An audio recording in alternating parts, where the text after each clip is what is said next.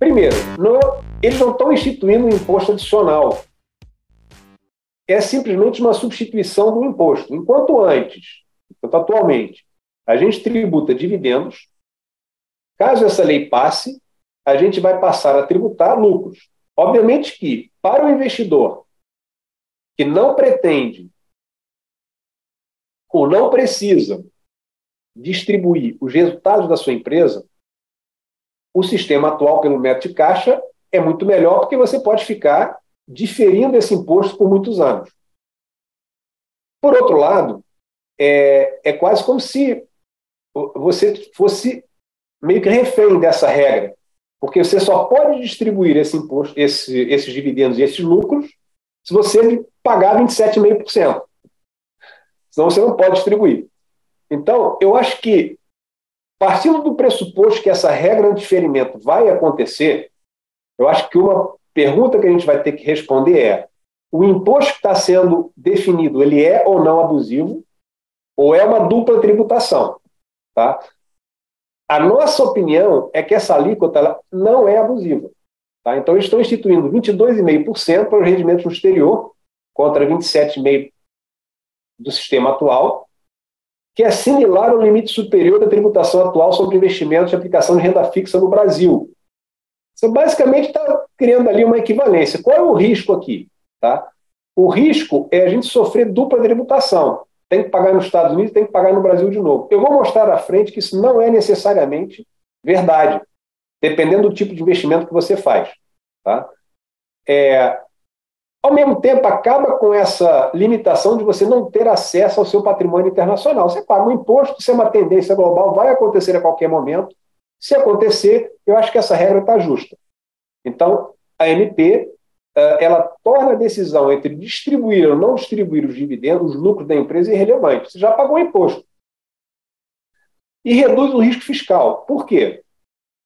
Nas duas tentativas anteriores de passar a MP, não ficava claro se o lucro acumulado e não distribuído da empresa, se ele ia ou não ser tributado por essa nova lei. Apesar de ser anticonstitucional, e a gente sabe que no Brasil nem sempre as coisas acontecem como deveria. Então, nas últimas duas tentativas de passar a legislação, como isso não ficou claro, havia muita insegurança entre os investidores de que o novo tributo que estava sendo instituído pudesse contar retroativamente. Essa lei agora ela é clara. Ela só conta esse novo sistema de... O que você acumulou de lucros até o momento, mantém o sistema antigo. Você só tributa quando distribuir. A partir de 1 de janeiro de 2024, os resultados que você oferir dentro da sua empresa offshore passam a ser tributados pelo novo sistema. Então, isso aqui, a regra é clara e reduz o risco fiscal, na nossa visão. Outros benefícios em relação entre você abrir via uma empresa offshore, que eu vou mostrar mais, e abrir e você continuar investindo, você investir via pessoa física. Primeiro, se você investir via pessoa física, vamos supor que você invista em vários ativos em bolsa de valores, ações, títulos do governo. Para cada resultado que você gere em cada ativo, você tem que calcular separadamente o seu lucro ou prejuízo. Se você tiver lucro, você vai pagar o seu imposto sobre aquele lucro auferido naquele ativo, que não poderá ser compensado pelos prejuízos, eventuais prejuízos que você tem em outros ativos. Tá? Então, você, imaginando que 50% dos seus ativos você teve lucro, 50% você teve prejuízo, você vai pagar imposto só sobre os 50% que deram lucro. Tá? Os prejuízos não são compensados, o que não acontece se você tiver os seus investimentos dentro do offshore. Tá? Se os investimentos estão todos dentro de uma empresa, você calcula o lucro global da empresa, compensa lucros com prejuízos, e no final é sobre esse lucro que você calcula o seu imposto a pagar no Brasil. Tá? Outra possibilidade que essa lei é clara e oferece é, caso você pague algum imposto em outro país, esse imposto ele deduz do seu lucro, do seu cálculo de lucro na offshore, para efeito de lucro tributável. Tá? Então, custos fiscais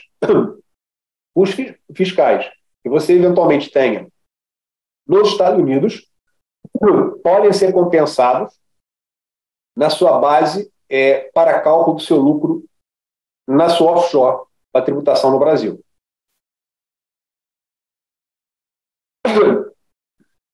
Essa lei também oferece uma possibilidade de zerar o jogo, ou seja, todos os lucros que você acumulou e não distribuiu desde o início da sua offshore, você pode regularizá-los, ou seja, você pode pagar um imposto único de 10% sobre os lucros acumulados, ao invés de 27,5%, e você passa a poder utilizar o lucro acumulado como você quiser. Ou seja, é quase como se fosse um perdão fiscal. Tá? O que eu acho que, para muitas pessoas, pode fazer uma vantagem. Tem investidores que têm offshore, como o Roberto, como eu, há muitos anos. E muitas vezes os lucros ficam acumulando ali dentro. E às vezes os lucros eles são maiores que o valor originalmente investido. Então, para você tirar e pagar 27,5% hoje, é uma carga tributária muito alta. Então, isso oferece uma saída para os investidores.